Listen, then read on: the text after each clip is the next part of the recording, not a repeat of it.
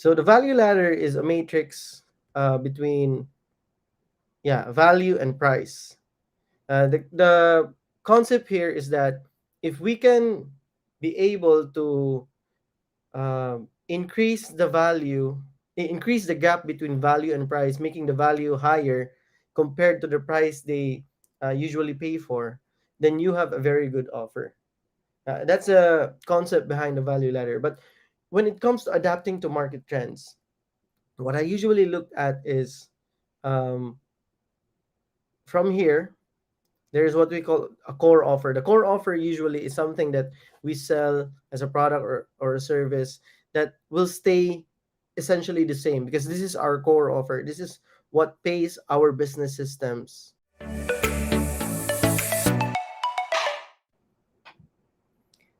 Hi guys, and welcome to another episode of the Why Forward. To those listening on the podcast soon and also as a live stream, welcome back. And yeah, today is a very interesting topic because it's all about how we can be able to be agile as a brand and as a company. So, our topic today is something that is I've been pondering about for how many years because I've encountered this same challenges before. And yeah, let's talk about it. Let's talk about how we can be able to adapt to changing market trends. What are market trends and why should we care? So, market trends are the shift or the direction where a specific industry is going towards. Kung ano yung bias niya or ano yung movement niya ng industry na to. It can either be an effect because of changes of customer behaviors, or it could either be an effect of new technology that is disrupting the the industry, that specific industry. So you can try to Google it, but yeah, in a nutshell, market trends is all about the upward, downward, or ranging shift of the industry, where it is going towards, where it is going, whether it's rising or falling towards that factor or element that we are trying to measure. And why should we care? Why should we care about market trends? Because um, market trends, if we can ride market trends like a wave, it's like a surfboard. It's like you're surfing uh, in the ocean or in the sea. When you try to catch the trend or catch the wave, it's much easier to ride if you are able to get your timing right. So if we can get our timing right and be able to ride the trend of the market, we will have a much better position when we try to sell or market our products and services or even our brand. So that's how important market trends are. That's why a lot of people are going to market analysts, brand strategists, and other marketing experts so that they would be able to know what is the current market trend so that they can take advantage of it, and then this market trend will position them in a better it will give them a better position so that they can market and sell their products and services much faster or much more efficiently than their competitors. So that's how important market trends are. So what are the strategies that we can um, apply so that we can adapt to market trends? There are a lot of strategies. You can either target it on the, you can either adapt on your offer, on your message, on your systems. But specifically, what I try to use when it comes to adapting to market trends, first, I try to analyze the current market landscape. I try to see what are the trending keywords, who are the upcoming and rising thought leaders or influencers in the industry. I try to see which communities are growing, which brands are upcoming and growing. I try to also see uh, some of the new technologies that are involved in the industry.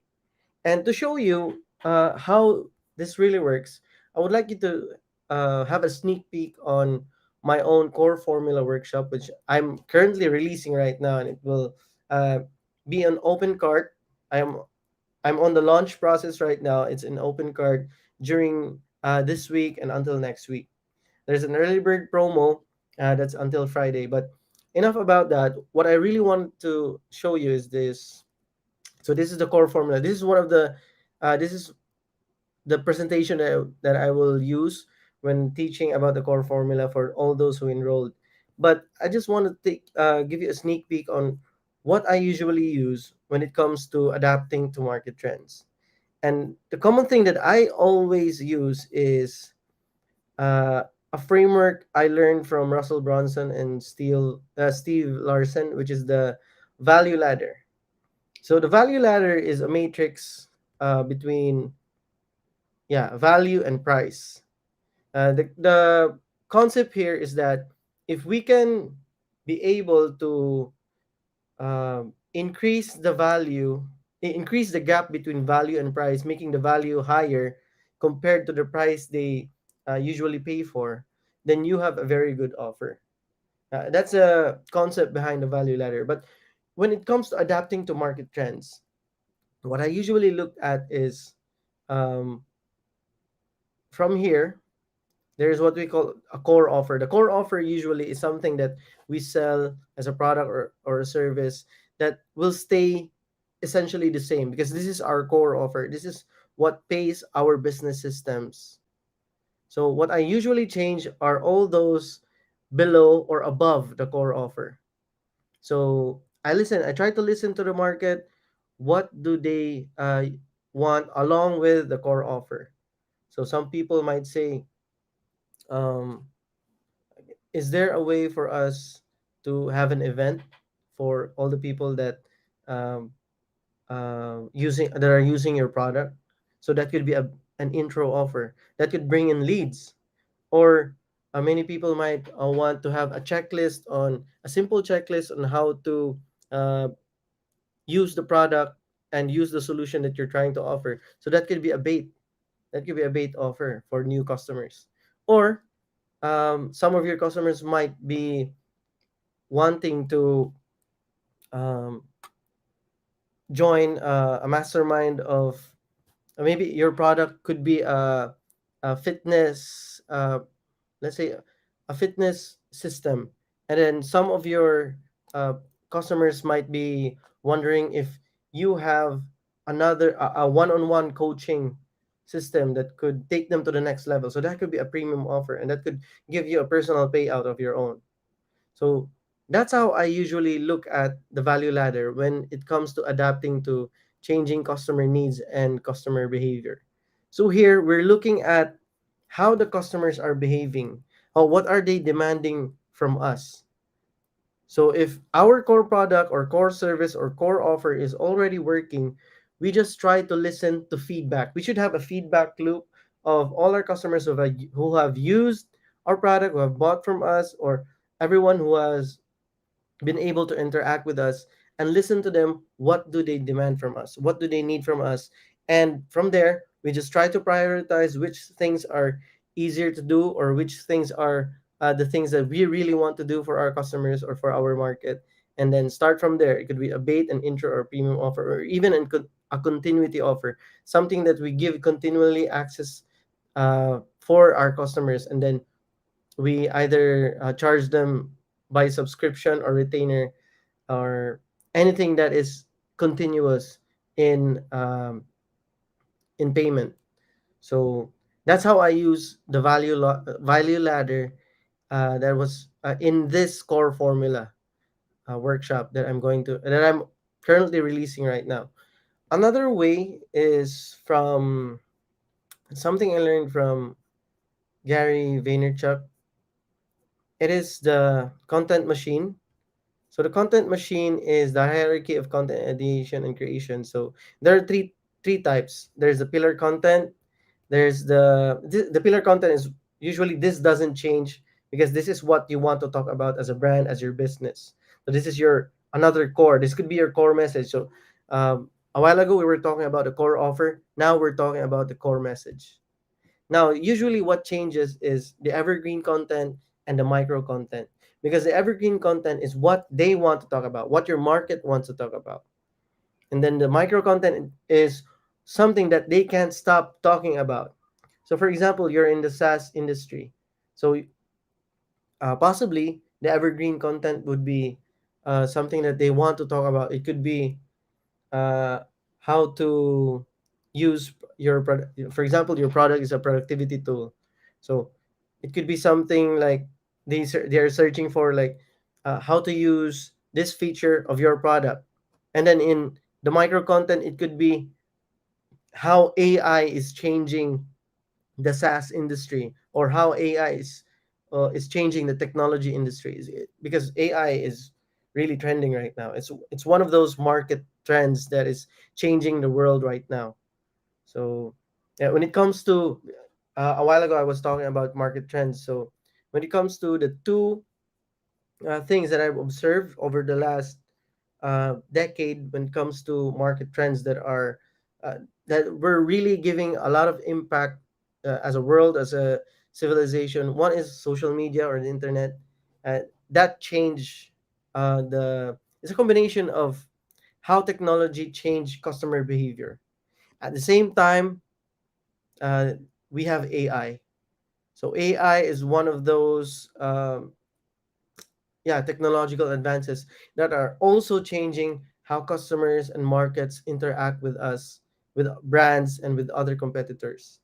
So yeah, I was just talking about that because I remember that's one of the most talked about topics right now, which is micro content. They just can't stop talking about it. So that's micro content. That's how I also try to see the market, try to see to what is the trend, and then use that trend so that I can create a bridge with my own offer, with my own product, and use that trending topic to lead them towards my offers or towards my brand. So that's how I use micro content and evergreen content. Now, this is about the message. Now, when it comes to creating systems for your brand or for your business, I learned I learned this framework that's called the revenue line, and I learned this from the freelance movement tribe. They're also launching right now a 12-day client getting challenge. So if you want to join that, just let me know. I will DM you the link. But yeah, the revenue line is, in a nutshell, it's about how leads are converted into customers or conversions and then retained as repeat customers. And then how we try to increase the revenue and decrease the cost.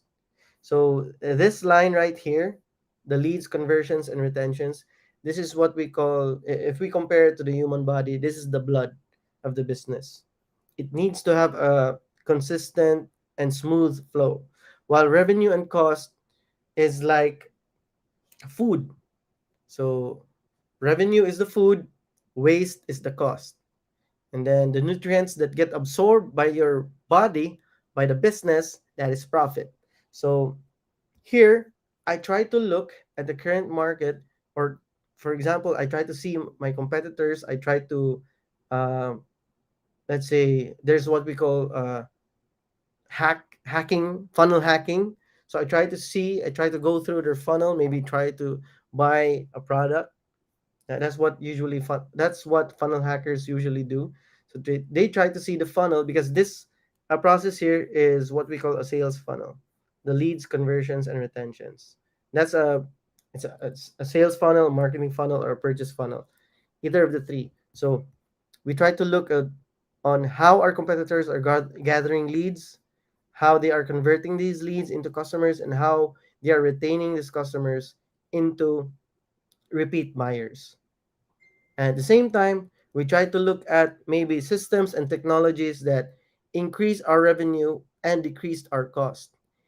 AI, right now, as a new innovation of technology, is this decreasing costs for businesses when it comes to market research, hiring brand designers, or even copywriters, there are a lot of things that are cutting costs because of AI.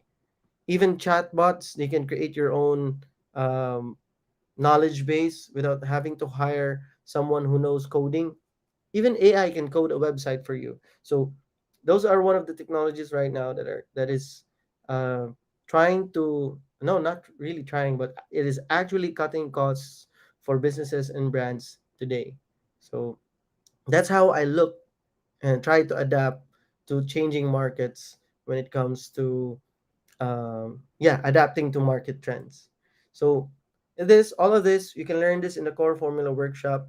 And not just that, not just the framework itself, but we try to create uh, a connection, bridge all these frameworks into one holistic system, so that you'd be able to be uh, you'd be able to create your own brand systematically and holistically without having to um, learn years or hire a very expert brand strategist. Or if you want a brand to be a brand strategist yourself, you can use this uh, system here, which is the core formula.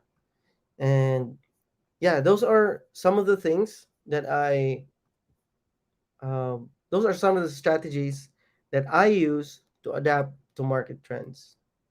So yeah, now the question is, how do we overcome the challenges ahead? Because it's easy to learn about these frameworks. Now applying it, executing it is a different matter. It's a different conversation. There are challenges ahead that we should be ready for. So for me, on my own experience, usually how we can overcome these challenges is through having a good mindset, having a good system, and good people around you when it comes to executing all these frameworks, strategies, and techniques. So when it comes to mindset, just remember, business is an infinite game. There are no winners or losers. The goal here is to survive and keep playing the game. So if you're in the this industry because you want to beat your competitors, or you want to create profit um, for yourself and for your business, um, you might be beaten by a lot. You might be beaten by your market. You might be beaten by your industry. Because for me, you need to have a bigger purpose than just profit and just uh, accomplishments. Because motivation is something that is temporary, but purpose is something permanent. Whenever we fail or whenever we win, it doesn't matter, because purpose is there. It's always there, and it will always be there until the business dies or we ourselves will die. So once we focus on purpose, once you focus on the infinite game, once you realize that business is an infinite game and the goal is to survive, then you can be ready to overcome all the challenges ahead. So that's how you strengthen your mindset. The second one, when it comes to good systems, you must be able to create a system that you can repeat again and again, something that is repeatable, not something that you have to build from the ground up again and again every time whenever there's a challenge or whenever there's a problem that you're trying to overcome. So when it comes to systems, I have my own, which is the core formula workshop. I Yeah, or the core formula workshop is, of course, the core formula is the system itself. So whenever I have bad days, I have imposter syndrome, if I feel like I'm being overwhelmed, I just go back to the system, follow the instructions, follow the sequences, follow the process, and from there, I can still have consistent results, because the system itself is trying to for me, the system itself establishes the standard. So when it comes to business success, it's not about our goals, but it's all about our standards. We are as big as our failures. So how much can we tolerate? How much failure can we tolerate? Systems are our safety net when it comes to businesses, because real most successful business and brands are always looking at how much they can manage to lose, because the outcome of every challenge is something that you cannot control, and then the situation that brought you there is already there. You can't control, you can't change it, but what you can control is the process. So the formula here is outcome equals process plus situation. Situation, outcome you can't control, but the process you can. So might as well focus on that. The third one is people. How do we surround ourselves with good people?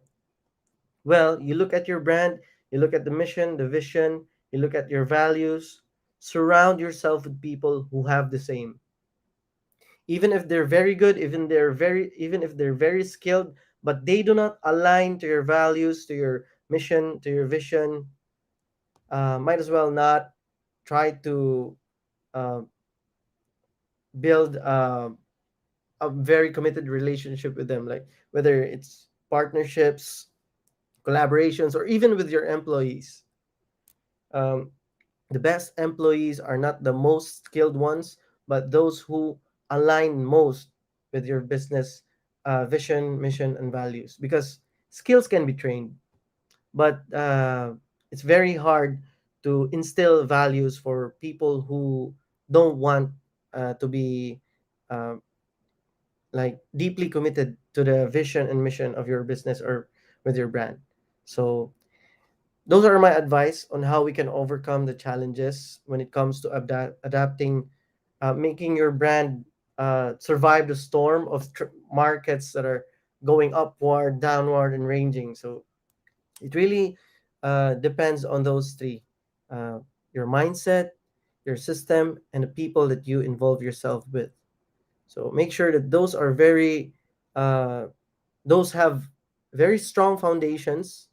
At least one of those I can I can provide, which is the core formula. But yeah, yeah, I would like to uh, share with you this quote here by Tuli Kupferberg. When patterns are broken, new worlds emerge. So don't be worried if markets are trending against you, or don't also be very comfortable, or don't be too happy when it comes to patterns or trends going for you, because whatever comes up will go down, and whatever goes down will always bounce back up. That's a natural law of the world. So be excited that these new worlds, new things will emerge, and ride with them. Try to go with the flow, but at the same time, be the ones who will be able to disrupt these patterns and worlds. So it's a cycle, it's a continuing cycle. How can freelancers foster a culture of adaptability and continuous learning in their respective businesses?